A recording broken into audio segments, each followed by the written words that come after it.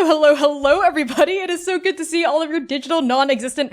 Oh my god, that was my own voice doubled. I haven't gone live in so long. I forgot how to do it. Hi, everyone. It's me. It's your boy, Connie. Wow, it's so incredible to see all of your faces right here.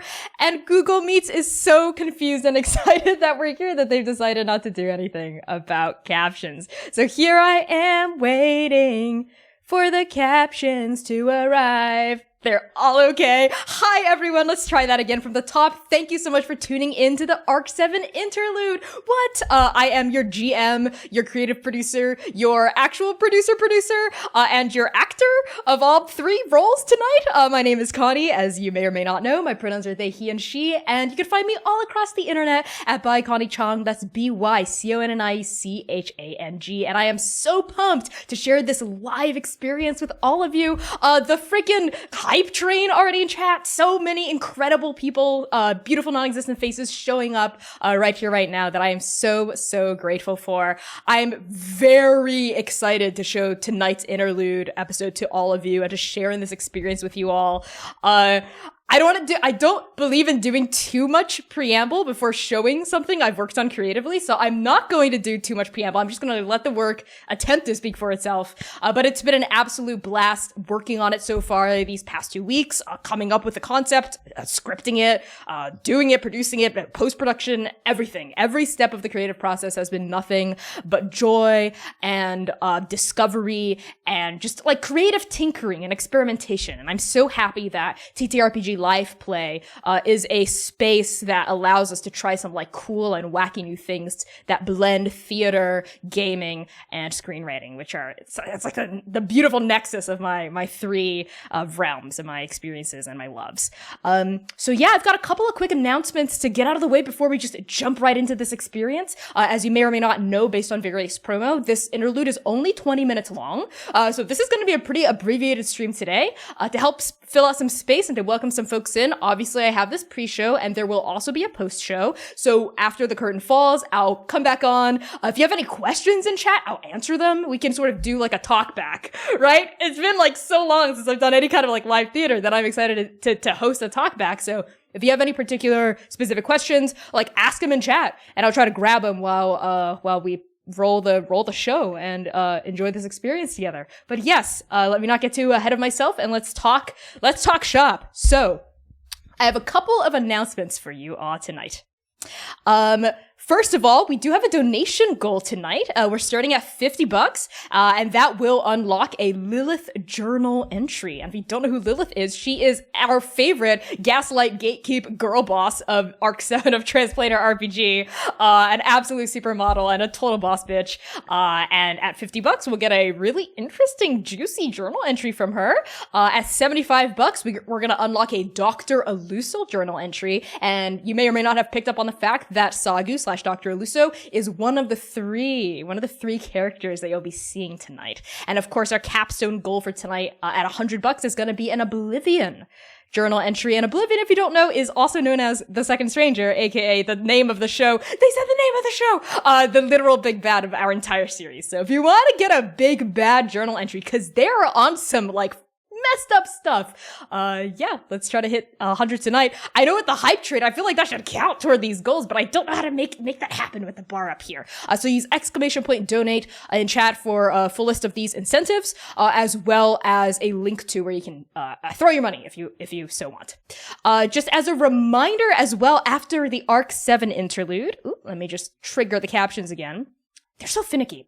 After the Arc 7 interlude, Arc 8 is gonna premiere on the first Saturday of January of 2023. That is January 7th at 8 p.m. US Eastern Time. That means particularly eagle-eyed viewers will notice that we're taking a 2-week break between now and 2023. So this is literally our last stream of 2022. So thank you all so much for tuning into this final stream for Transplanar RPG's main campaign. It means a lot to me that all of you are here, and I can't wait to see you all on the other side of that rainbow with a premiere of Arc 8. Again, that's the first Saturday of January 7th at 8 p.m. US Eastern Time, right here on Twitch.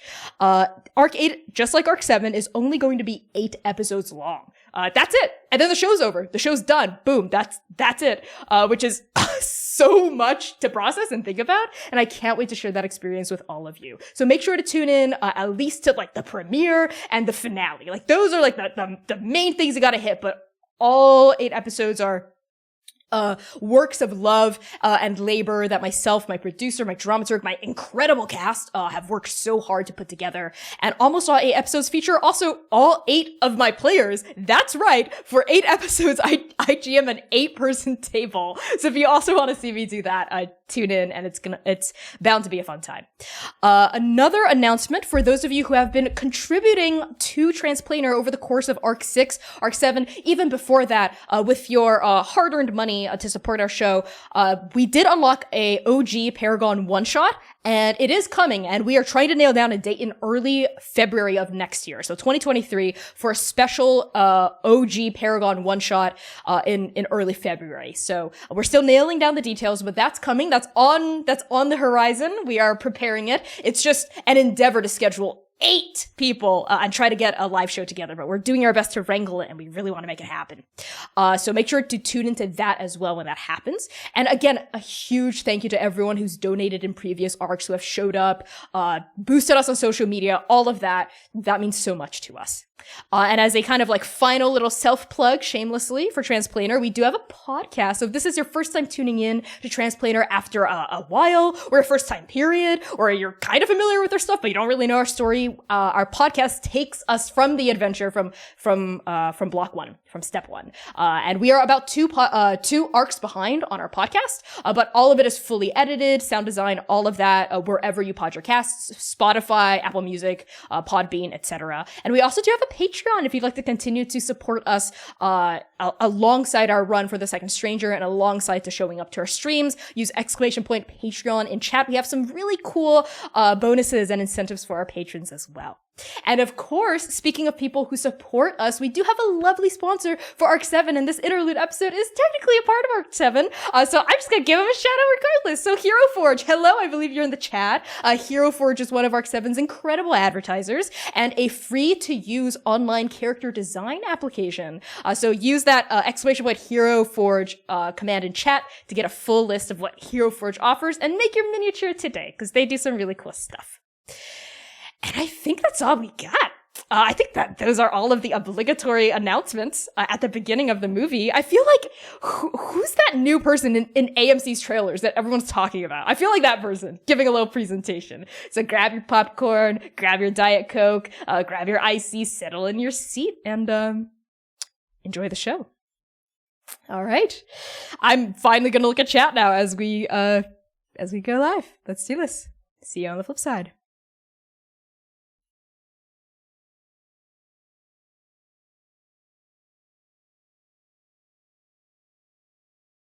Interior, exterior, avoid.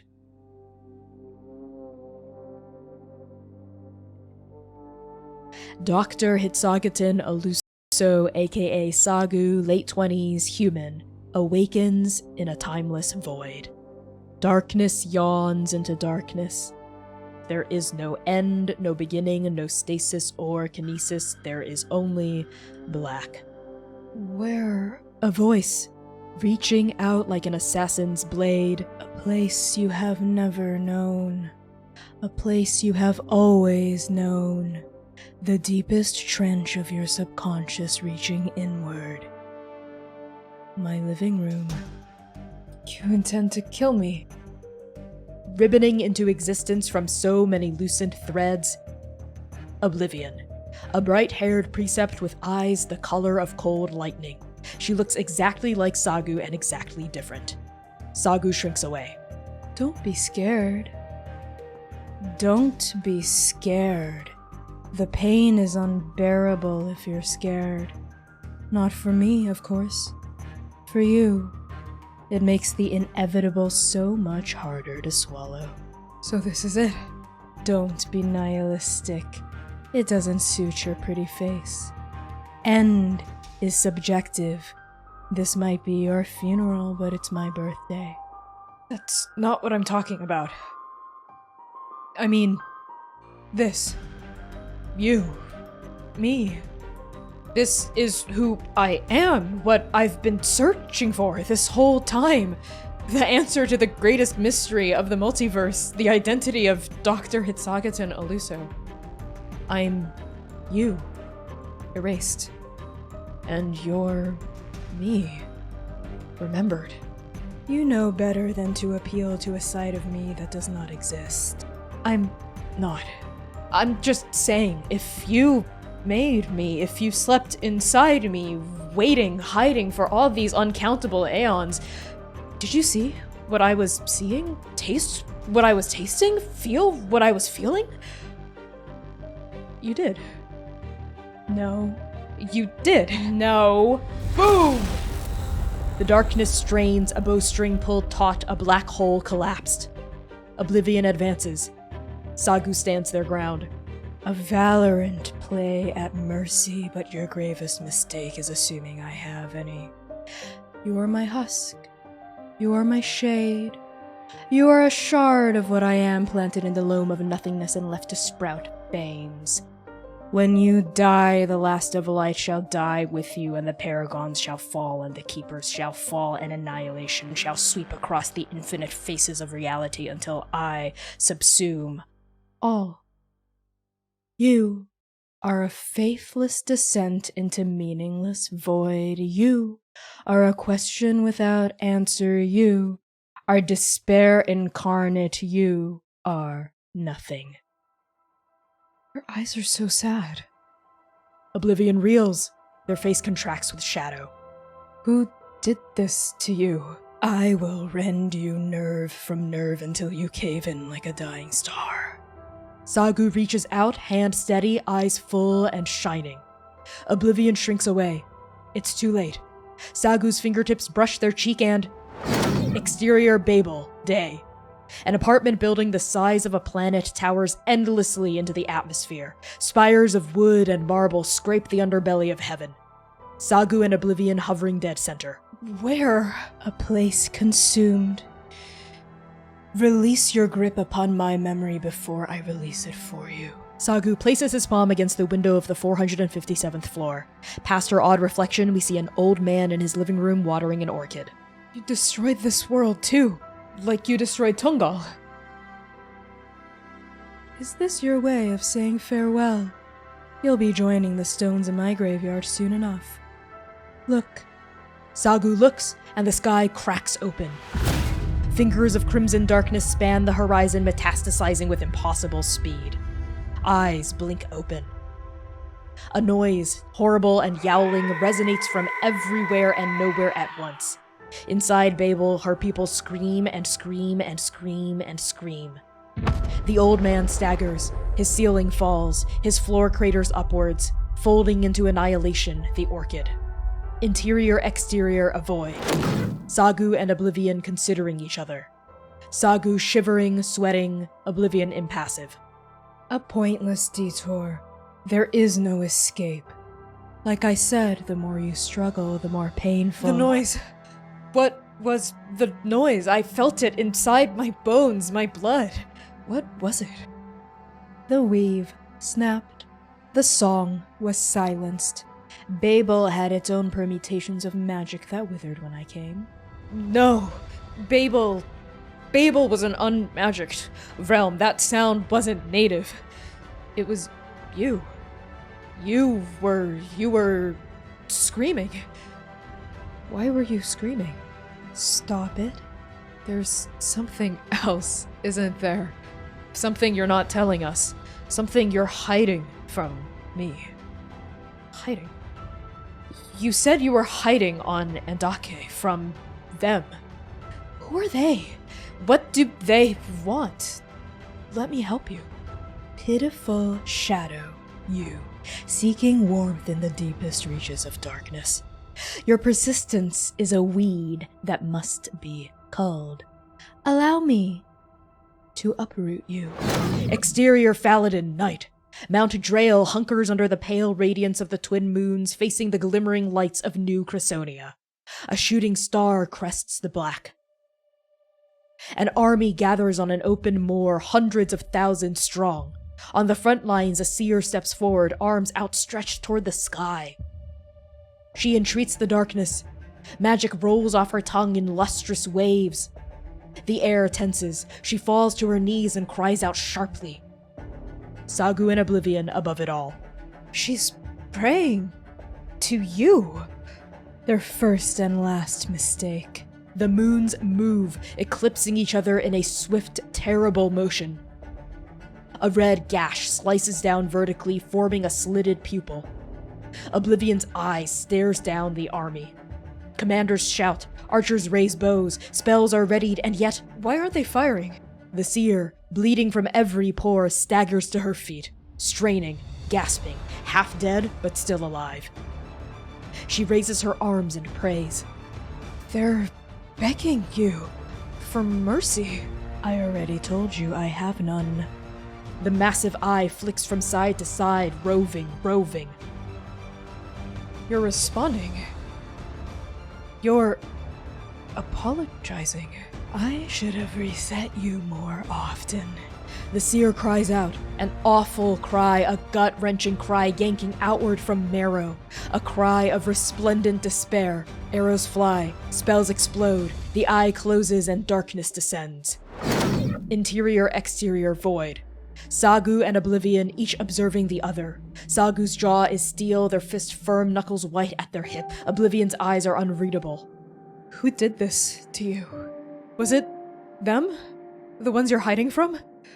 I have watched you for 5,000 years, my pitiful little shadow, and I know exactly what your weakness is. Your effusive heart weeps blood when it sees a monster. It was this way with Shuhai. It was this way with Oka. It was this way with all the broken paragons and your broken keepers. It is your fatal flaw. You love that which should be despised. Are you calling yourself despicable? I am calling myself villain. I am the villain, I was the villain, I have always been the villain, and I will always be the villain. As long as the journey persists, as long as there is life to be cherished and a story to be written, I shall be the villain. There is no other truth. There never has been. There are no other possibilities or futurities. I want to hate you. With every ounce of justice in my long-lost soul, I want to hate you. You made me forget who I was. You're destroying the home that I love. You hurt my friends. But you aren't remorseless, are you? You said sorry to the people of Faladin. You screamed for the denizens of Babel. Both of those worlds you destroyed, but you didn't want to. You just couldn't help it, could you? Enough. How long have you been doing this for? 10,000 years? A million? An infinity? Consigned executioner of endless realities with such a millstone around your neck. My patience, numberless fathoms deep, now wilts shallow. Courage darkens Sagu's face. You can try to kill me, but it will be harder than you think. Starved, shade or not, I was still made by your hand.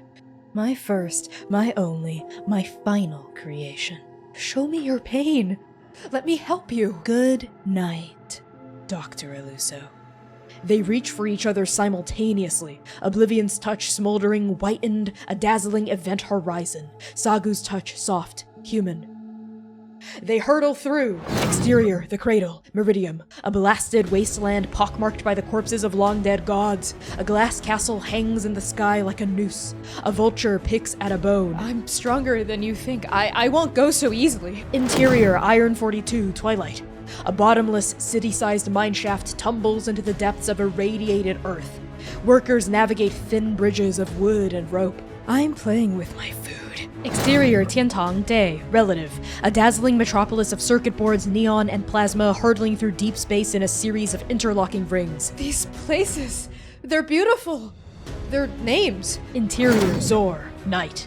A ravenous maw, gnashing and gnashing, teeth jutting from gelid slabs of pulsating concrete, dead planes dissolving in stomach acid. Every name you keep, you remember, you know. Exterior, Alista, morning. An emerald grove consumed by mist and water. Huge, immaterial beings phase through murky trees the height of skyscrapers. You're projecting. Interior, Lywin's throne realm. Blood-strewn tracts of farmland, cities aflame. The broad, oily smell of burning flesh. A god with infinite arms crushing a rebellion. No one else remembers these realms. Nothing else. Nothing's capable. Exterior, Tumblefawn, night. A landless, waterless realm in constant flight. Winged ships soar like birds. Riders perch on the backs of dragons, leather saddles gleaming. You're capable. Every world a scar, an epitaph, a eulogy. Interior, one of many homes, day. A fallen angel and a risen devil spin in an endless embrace. A hard jaw against a soft cheek. A shattered halo and a flickering tail. The harder you try to kill me, the more visions you show me. I want to see it all. Show me your mindless mind, your bodiless body, your heartless heart. Exterior, frog. Frogs everywhere. Every shape, every size, every color. Frogs like courthouses, loud and imposing and insolent. Frogs like pinwheels. Frogs like starbursts. Frogs like stones, like fists, like gestures of power and mercy. Frogs. Enough. Very well. They hurtle back into interior, exterior, void. Sagu and Oblivion ragged, entwined. Sagu exhilarated and terrified, Oblivion browbeaten, surly, withdrawn, furious. They separate. Every wound, every soul, every naked suggestion of pain. Peace. You felt it. You felt all of it. You didn't have to. You chose to. Peace. You took their pain, their fear, their suffering. You took it all into yourself. You, annihilating black hole of a villain. You, consigned executioner of reality. You, Oblivion. You keep calling yourself the end of all things, the angel of doom. I am not But you doom. don't want to be. You didn't choose this, did you? Someone else made that decision for you. I can tell. How could I not? You made me. I didn't choose this either. But unlike you, I'm not alone. I'm not doomed to destroy everything I touch just by nature of existing. So you admit I am a monster. A monster? A monster? Why is that such a bad thing? My fulsome, foolish heart bleeds tears for every monster I have ever loved. Shuhai, Oka, the paragons, the keepers, my own forgotten past, my maker, me. The path of loving me, Avatar, leads only to ruin. Then let me lead you out of it. Let me lead us out of it. The task is impossible. Says who? To hope is to chew on a razor. To hope is mortal. You would know, wouldn't you? You have something in your left pocket. Oblivion looks down. She reaches into her left pocket and pulls out a frog. A small, palm-sized, perfectly round desert rain frog. Her skin is green with mottled bumps of a darker shade, and she has two black, bulbous round eyes with yellow scleras. She squeaks. Saved this one? No. I simply postponed its end. Shunted it to a different dimension. She has friends now. She has a family. She has a dream, hopes, wants, fears, loves. Because of you. Because of your hope. Delaying the inevitable is not hope. It is weakness. A weakness I culled from my unliving core when I plucked you from my consciousness and grew you from the empty soil. So why haven't you killed me yet? Because you're right. I am weak. Weaker than you, certainly. At any point during any of this, you could have killed me. With a snap of your fingers, a flick of your wrist, a roll of your beautiful eyes. But you didn't. You haven't. You aren't. Why not? You want me to help you. I am destined to destroy you. Then do it. Destroy me. Destroy the only thing you've ever made. Destroy this dark mirror of yourself, this hapless, pointless, senseless heart. Destroy me. Destroy the part of yourself that spared one frog, despite reason, so that she might live a good life, full of love and joy and friendship before her inevitable end. A beat. A long beat. Oblivion and Sagu looking at each other, perfectly matched for the first time. And for a moment, a wondrous, fragile moment suspended in time like a gem in amber, Oblivion looks like they'll cave. And then, I am sorry, Hitsagatan. Fear flashes in Sagu's eyes. Wait. You don't have to do this. I wish there was another way. But I must. Don't be scared. Oblivion, please, don't be scared. The pain is unbearable if you're scared. Good night, Sagu. Oblivion reaches for Sagu's face, but, brimming this entire time, swelling underneath it all, below the exchanges, the memories, the revelations, the confessions, the Song of Tungal. Oblivion realizes too late. Sagu is stepping back, retreating, vanishing into the swell of the melody, his eyes never leaving hers. I didn't want to do this. I didn't want to leave you. But it's clear you have no choice. It's clear you have to kill me. And this is your way of showing mercy. I know, and thank you. Thank you. Thank you. But my friends need me. No, I need my friends. Hitsagatan. I know you're fighting them right now. I know the world is blood and terror and sundered weave and empty beasts, and I know my time in your head is up. I have to go where you can't follow. I'm sorry. I'll see you soon. Hitsagatan. Sagu goes. On Oblivion, alone. How this all began, how this is, how this will be, how this will end. Their unmarred face crumples with grief. Then it smooths, unwrinkles, schools itself back into perfect nothing. Voyeurs of my peculiar little tragedy, aren't you? Does this entertain you? Are you moved, disgusted, emboldened? Well, however you feel, I'll see you one day. At the end of everything, I'll see you. But first, I have a show to put on. Good night, world.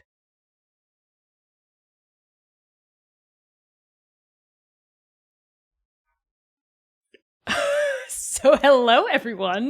That was the thing. That was it. Hi, thank you for tuning in. I'm gonna fix the captions again. Oh my goodness.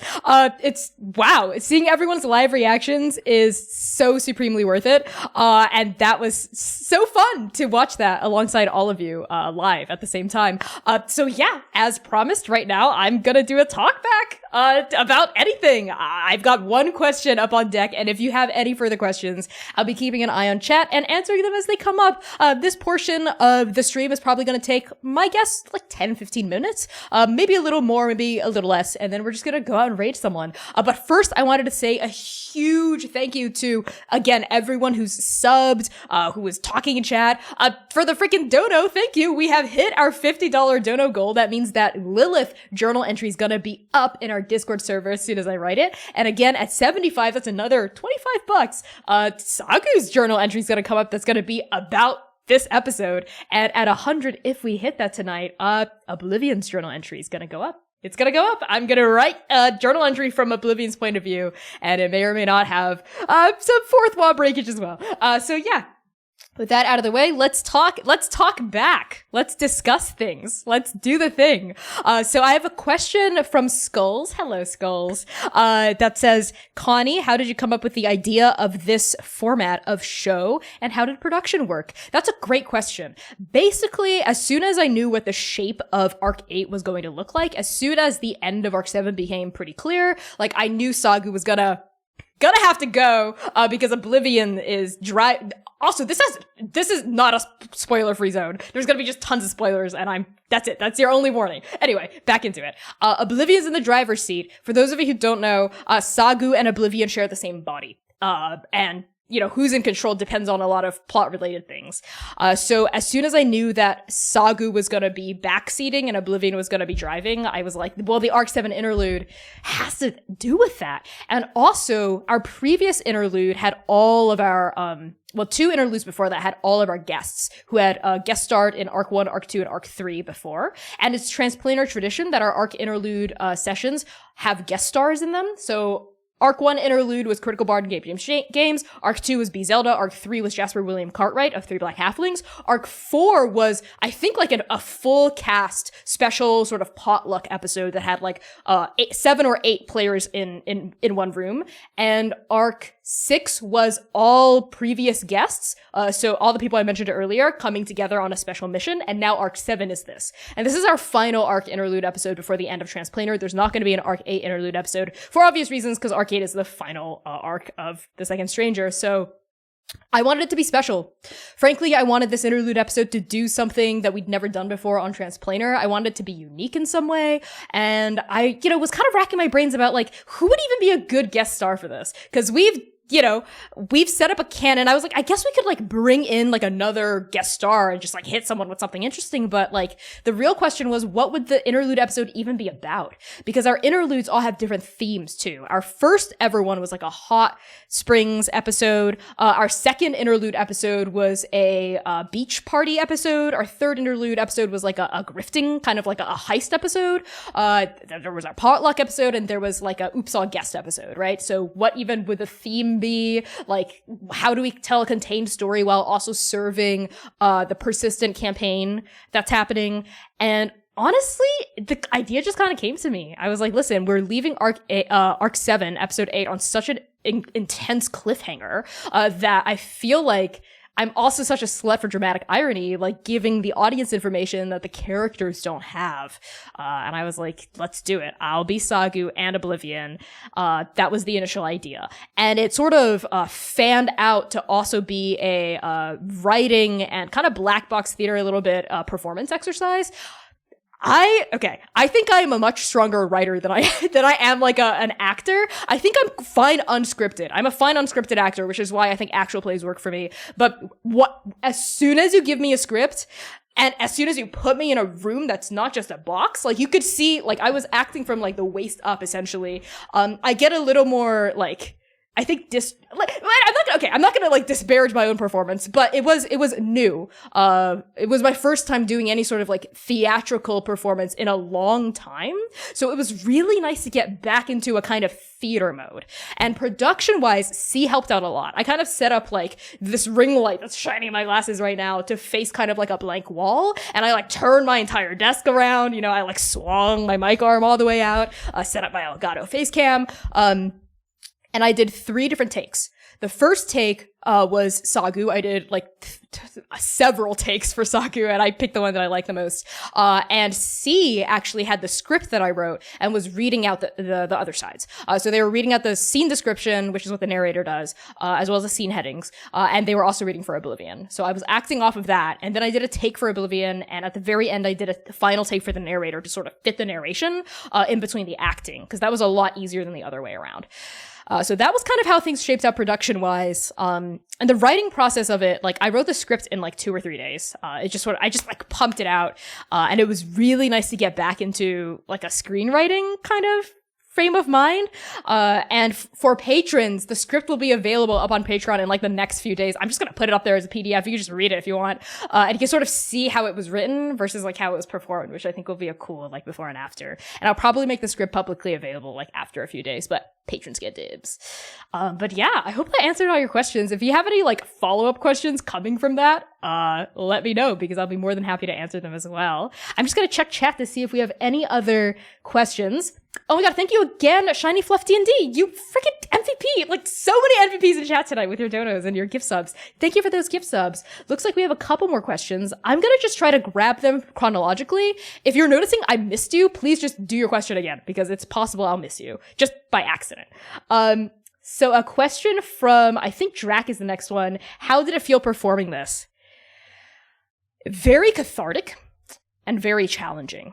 Sagu is a lot harder than Oblivion, because I think Sagu is a bit more of a challenge. Oblivion is in control of the scene, basically up until the end, so it's pretty easy to play that just from like an acting standpoint of someone who's like very stoic and controlled and does a few like micro adjustments of their face depending on what's happening. Sagu is a lot more emotive, is a lot more like, they turn a lot more in each scene emotionally, like they'll start like, I have to like hold a lot of their emotions and have them come up spontaneously. And I also have to discover the words as I'm saying them, as opposed to just sort of like repeating from memory. It was also a challenge because I did not memorize the script. I had the script up on a second screen, sort of like a teleprompter as I was acting it, just because, honestly, it's my ADHD. I wish I had given myself more time. If I could do it again, I would memorize the script and know the like dialogue inside and out, and I think that would impact the performance a lot. But it felt good. It felt fun. C was my miniature director.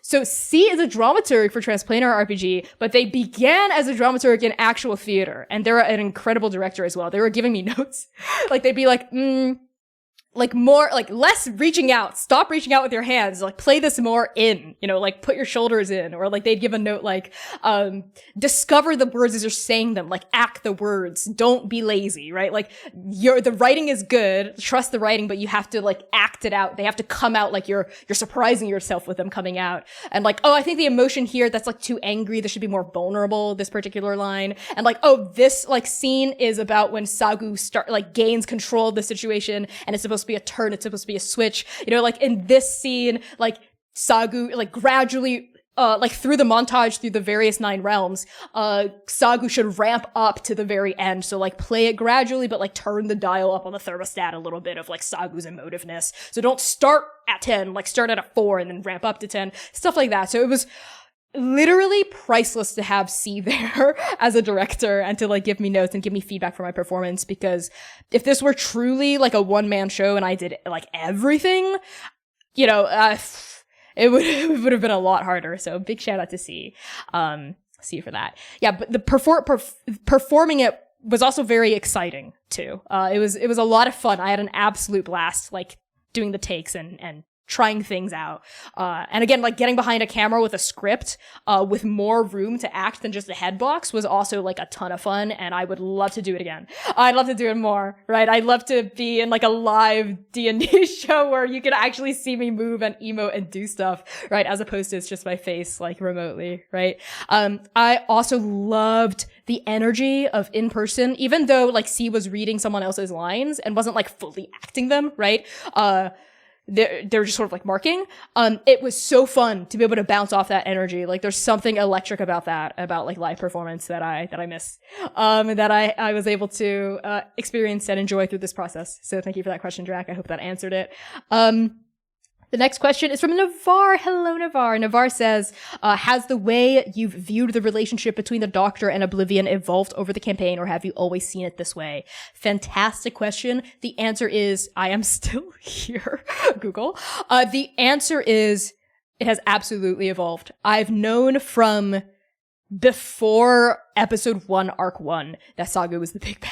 Like, because during our session -1 / our session 0 with like the OG cast with like Erica, C, Max, and Lyra, we had like a huge like brainstorm, like wish list, like a big wish list from all my players about what they wanted out of this show. And one of the things that came up that I have not forgot about, and in fact made integral to the main plot, is C was kind of like offhandedly like, oh, I'd love a romance with the big bad. Also, like the group kind of collectively decided, we think it'd be awesome if the organization we were working for was secretly evil or like secretly nefarious in some way, where it was like kind of complicated. We kind of want that to bite us in the butt. And I was like, bet.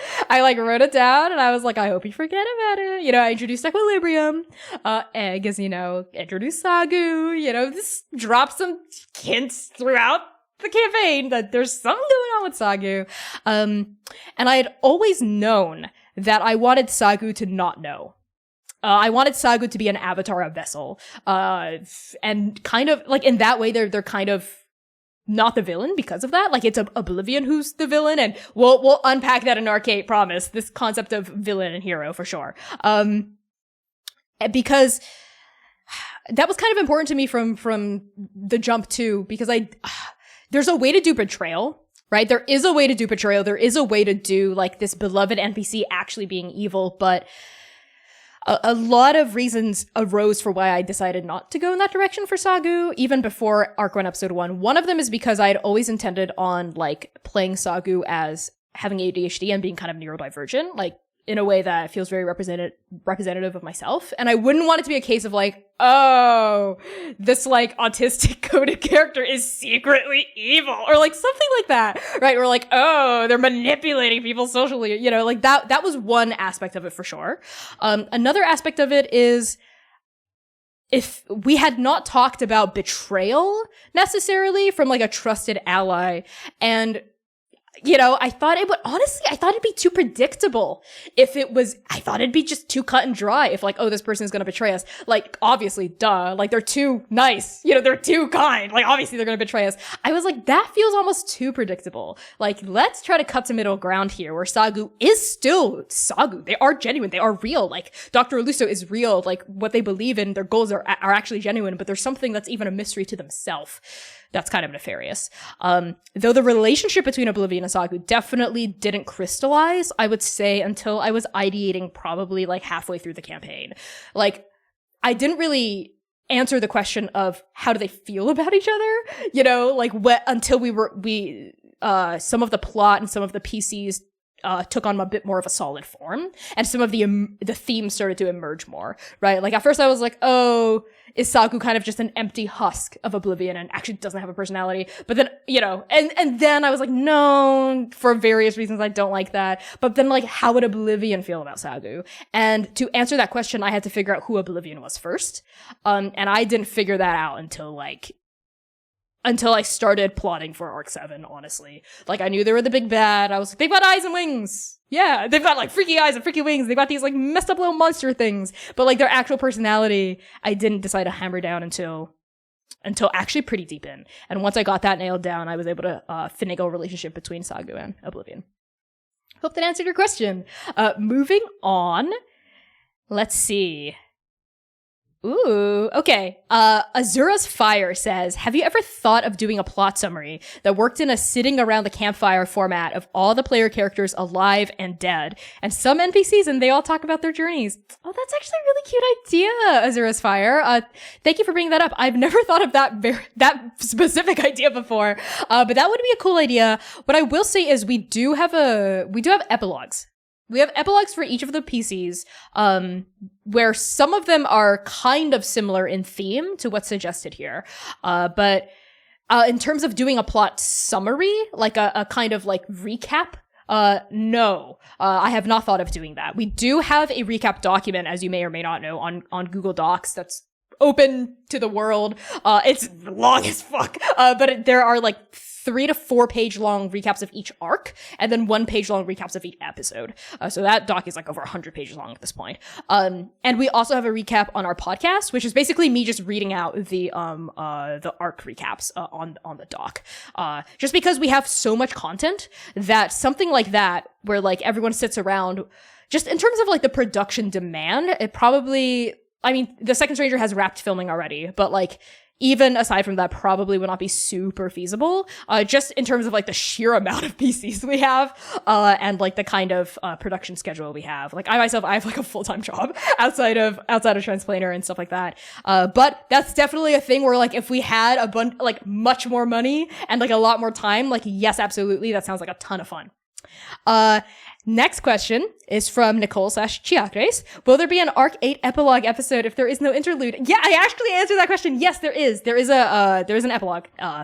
There are epilogues for each PC. So like, don't worry, like your favorite PCs, all of your meow meows, they all have their own epilogue. And the current plan is to, well, I don't want to spoil things too much, but yes, everyone gets to wrap up their story after the end of the actual campaign itself. And there will be kind of a bit of a post story too. The next question is from Hat. How did it feel to act with and against yourself? I think I answered most of this in my response to Navarre. It is weird to not act off of myself. It might even be weirder if I did have to do that, because would I clone myself? Right? So it is interesting. I have to sort of like feed off of the energy that C was giving me and think of like how I would act against myself too, right? But also staying rooted in the reality of talking with C. Oh my god, we also hit like $100. Thank you. I guess that we hit our thing. Thank you again, Hat. You are incredible. Wow. Yes, all of those journal entries will go up in Transplanar RPG's Discord server when I write them. Hopefully soon, before the end of the year. I'm manifesting it now. I said it, so it's gonna have to happen. So yeah, it was really interesting. It was important that I looked at myself in the right way. So Saga was angled with their shoulders squared off to the left, and Oblivion was angled with their shoulders squared off to the right. And when I was making eye contact with myself, I looked at the same place every time. So I'd be like, okay, that corner of the monitor is where Oblivion's eye level is. And like that corner of the monitor is where Sagu's eye level is. And I just stayed consistent with it. And in post, it was pretty easy to like line up the mic level as well as my eye level to make that read in post. But yeah, in terms of like creatively and acting wise, it was fun. And if I could clone myself temporarily, I absolutely would have to just do that to myself. Thank you for the question. Lethe, I think you put this in the server how to pronounce your name. Lethe. I'm so sorry if I'm butchering it. It's kind of like the Greek river, right? Rhetorical, I guess, IDK if it can be answered. Does anything truly die if Oblivion is there to remember? That's a great question. And it is something that we kind of answer in Arc 8. So I don't want to give too much of it away. But memory and grief, death, memory, and grief, I think are three natural themes that emerged during the recording of Arc 8. And in a non-spoiler way, what I will say is it is really like important to me in my own understanding of grief and death and processing, and, things dying and ending, that it kind of lives on through memory. Like, the Second Stranger is gonna end next year, and it's kind of like its own death when it will end. But it will continue to live on through like the podcast, right, backlog, and through all of our VODs and through all of our memories, right? So like as long as there are people there to like carry that torch and to like hold that as like a beautiful thing that happened, like it's never truly gone. It's dead and it's ended, but it's not gone like fully, right? And my understanding of grief as well, things ending and being forgotten, is also that like it's a process, right? Like grief is a process, it's not a destination. Like you can grieve something that's happened, you can mourn the loss of something or someone for years and years and years, and it ebbs and flows, and like it could be 20 years down the line and you're hit with that hammer of grief like it just happened yesterday, and that's just how it is, and that process feels really human to me, and it feels really alive and mortal to me, and important to me. So I think it would be kind of an act of like darkness or of despair, let's say, for that to be truly forgotten. And there's something like deeply sad about the fact that Tungal is like forgotten, is consumed by oblivion, right? Because like that's even worse than death, right? Because no one is there to remember you, to grieve you, right? Like, because you're not even allowed grief. And there is something about that I think the PCs reckon with in Arc 8. And I don't want to spoil anything else, but we do complicate it, and we dive into the nuances of that, and of like forgetting something versus mourning something, and how to like straddle that line. And obviously, like, forgetting something, there's not so much of an easy like real world application, I would say. Like there's no reality devouring force in real life that I'm aware of that makes people forget about things, right, when they are consumed, right? It feels very sci-fi, it feels very speculative, and it's in that speculative space, in that creative artistic space, where I think we can really mine for questions and answers about like the nature of humanity and like what it means to lose something, right? Like what does it mean to lose something if you can't remember that it's been lost, right? Like what does it mean to mourn something that's been forgotten? Like a lot of this interlude episode is also like Dr. Lusso finally gets the answers they were searching for their whole fucking life. They finally get all the answers. They have the answers staring them in the face, about to kill them. And Dr. Lusso is still so curious. They get like that, the first half of that script, like they can't turn that part of their brain off. They're like, what's happening here? What's going on? Who's this? What's this? I have all these questions for you. And once they kind of like get the answers and they start to understand who Oblivion is, that shock, that fear, that surprise, that bit of anger, like kind of turns into understanding. And through understanding, it turns to empathy. And through empathy, it turns to like Dr. Aluso, like seeing this mirror of themselves, right? And being able to find the love in the darkness, I guess. Again, don't wanna spoil Arcade, but great question. And I hope I answered it in a roundabout manner that was satisfying enough. Question from Vanna. It reminded me so much of when I did experimental theater. Do you have any inspiration from more avant-garde playwrights? So this is going to be when Connie reveals himself as a poser. I do not actually read that many plays, or watch that many plays, or am aware of like famous playwrights, especially playwrights that are avant-garde or experimental. A lot of my experience, a lot of what I'm drawing on, honestly comes from poetry. And it comes from like attending random ass fucking black box shows in the middle of nowhere in like some college town, or like before the pandemic, like when I would do stuff with my family. Like, you know, there's this one trip we went on to New York with my sister and my dad, where my sister literally picked up a newspaper, like went to like the ad section, the classifieds, and was like, oh, this like theater has a performance tonight. And we showed up and there were like 4 people in the audience, and it was some like random black box theater, like in someone's like fucking walk up. And everyone else that was there was a family member. And we were these 3 random Asian people that showed up and like watched this thing. You were using a projector, they had cutouts, you know, it was super, you know, so that's kind of my experience with experimental theater. Like it's very grassroots, I guess, and like very like I don't know any names of playwrights. I really don't. That's why I'm a poser. But yeah, I would say poets who inspire me. And I think this is it's pretty obvious if you track the people who write Transplanar's episode titles, because we pull the titles of our episodes from poems and works of art from queer, marginalized, creators of color, etc. Ocean Vuong, gotta give credit where credit's due. Ocean Vuong's a big influence. LaDawn Osman, who wrote, that was LaDawn Osman, wrote Exiles of Eden. Someone else wrote, oh my god, they're a poet from Coffee House Press. They make such good art, specifically about like black mythologies, like modern black mythologies. Oh my god, I'm forgetting his name. He's a queer black poet. I CC typing in our private Discord. Justin Philip Reed, thank you. Justin Philip Reed is also a huge influence for me. Honestly, before I write poems for Transplanar opening spiel sometimes, and while I was doing research for this script, I'll just take out books of poetry that I own and just read. I'll just read the poems for like 30 minutes, and then it'll be in my head, and then I'll write. And like the kind of cadence and the flow, like it'll just sort of like come out because it's in my head. It's the mimicry in me. It's my kenku, right? So yeah, I highly recommend those poets. And I'm always like looking for weird poems online. So I'll just Google like queer poetry and like just click through a bunch of links and find some really weird and like cool and offbeat shit. And I'll let that inspire me. I'm also very inspired by filmmaking, specifically thriller and horror films. Obviously a big Jordan Peele fan. And I really loved whatever the fuck The Witch was. That was great. A24 doing some truly off the walls bullshit that I love to watch and influence me.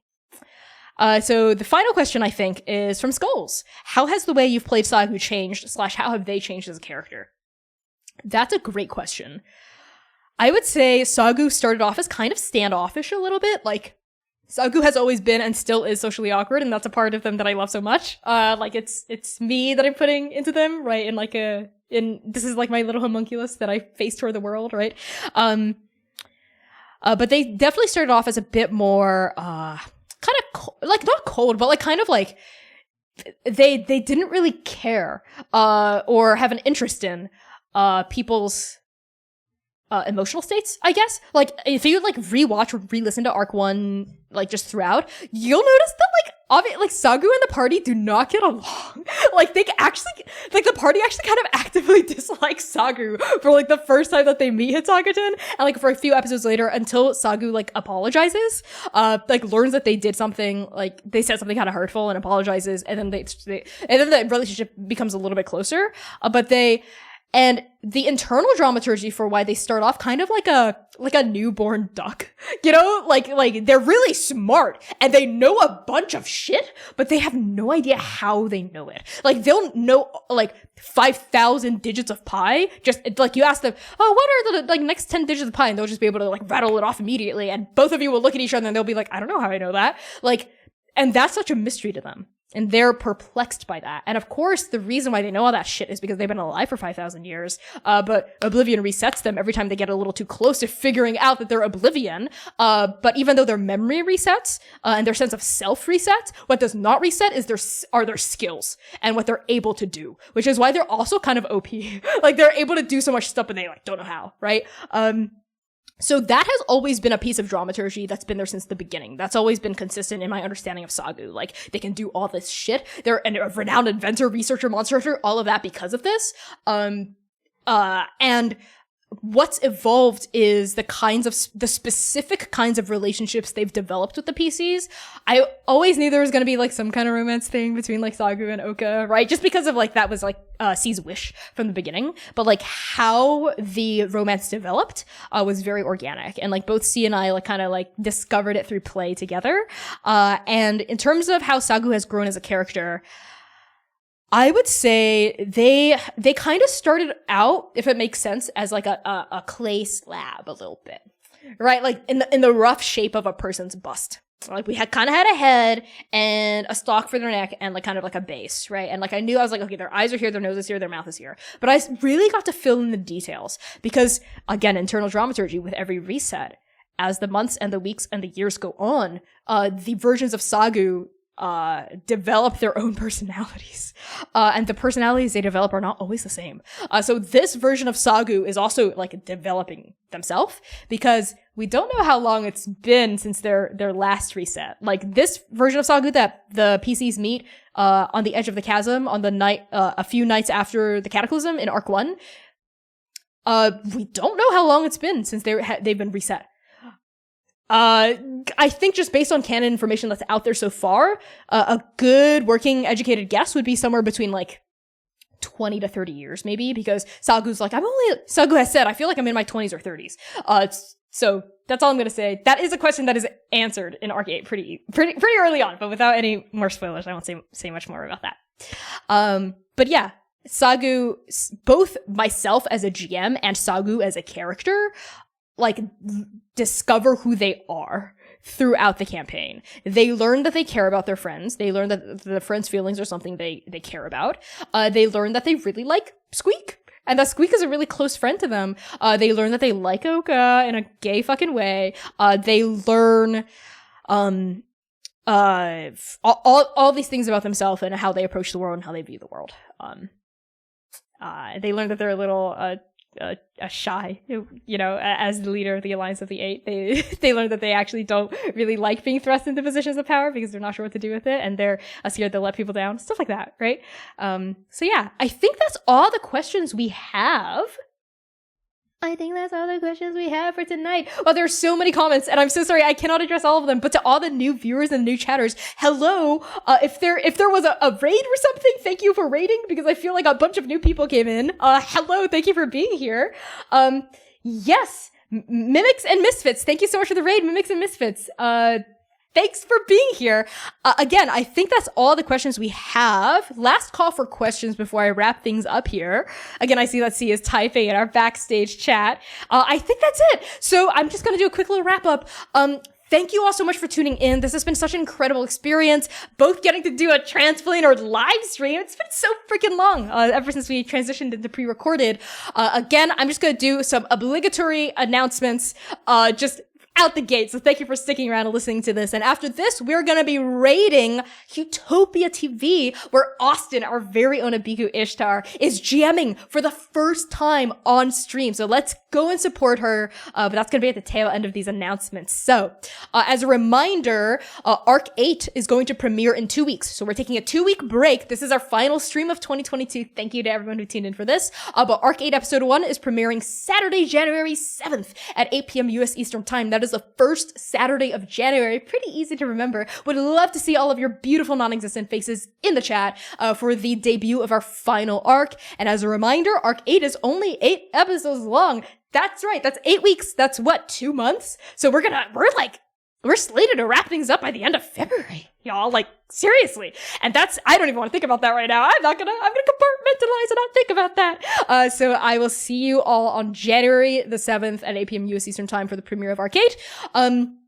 Our Paragon one-shot that a bunch of you donated to make happen back in like Arc 6 or so is coming. Our current tentative show date, it's going to be live hopefully, is going to be in early February. So make sure to tune into that. And thank you to everyone who's donated to previous arcs. Like I've been keeping track of those incentives and we're going to make sure that we give them to you and do them before the Second Stranger wraps up for sure. And again, if you want to support this, thank you to everyone who's freaking donated $105. Wow. All those journal entries are going to be in the Discord before the end of the year. And to everyone who gift subbed, prime subbed, made that hype train happen, thank you so much again. Like that means the world to us. Thank you. And yeah, other ways to support, use ! Patreon in chat if you want to give us some moolah every month. Our lowest tier is only $3 a month and you get like access to like an exclusive feed where I'll post like special announcements. One of the things I'll be posting is going to be the script for this interlude episode in PDF format. So you can just read it and like see the words and see how it matches up to how it had been produced and performed and whatnot. And also if you are new to the show and you're like, what the fuck is this? Like what the hell just happened? I don't know what's going on and I'm lost, but I'm having a good time.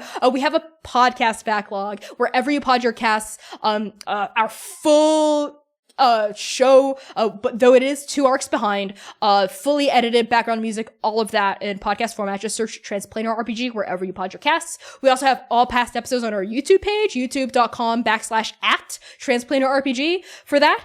And, yeah, that's pretty much it. I will see you all in 2 Saturdays, technically 3 Saturdays, on January 7th at 8 p.m. US Eastern Time. Put that in your Google calendars. I'd be so happy to see all of you for that. And right now we are gonna raid. Let me just put that in chat. Raid Utopia. There we go. Utopia is great. If you don't know their work, they are an all BIMPOC TTRPG channel, for BIMPOC by BIMPOC, of course, people of any kind. Anyway, you don't have to just be a person of color to come and watch.